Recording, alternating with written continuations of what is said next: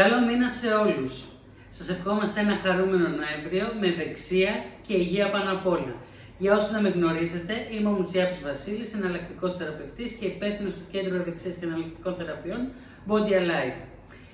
Ήρθε η ώρα να σας ενημερώσω για την εναλλακτική θεραπεία. Τι κάνουμε, τι προσφέρουμε εμείς οι εναλλακτικοί θεραπευτές στους αγαπητούς μας πελάτες.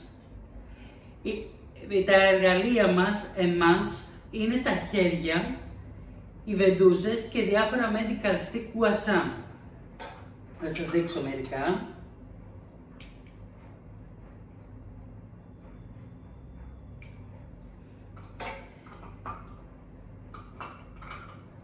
Με αυτά τα εργαλεία αντιμετωπίζουν τη μυϊκή κόπωση, αποβάλλουμε το στρες, τις τοξίνες από τον οργανισμό, με συνεδρίες μασάζ.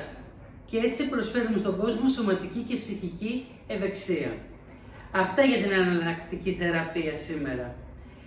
Θα ακολουθήσουν και άλλα ενημερωτικά βίντεο στα social media κάθε Τετάρτη. Για όσους ενδιαφέρεστε να μάθετε περισσότερες πληροφορίες, σας έχουμε τα στοιχεία στο βίντεο για να μας βρείτε στα social media.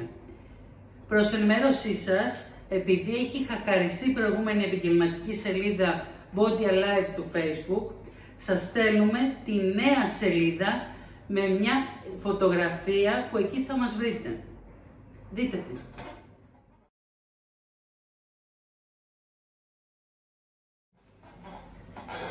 Σε περίπτωση που δεν τη βρείτε τη σελίδα, μπορείτε να με κάνετε έτοιμα φιλία στο προσωπικό προφίλ Βασίλης Μουτσιάπης, που είναι το δικό μου, και θα σας κάνω πρόσκληση και να την αποδεχτείτε.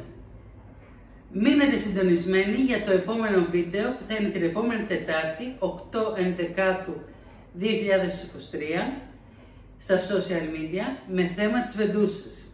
Γεια σας!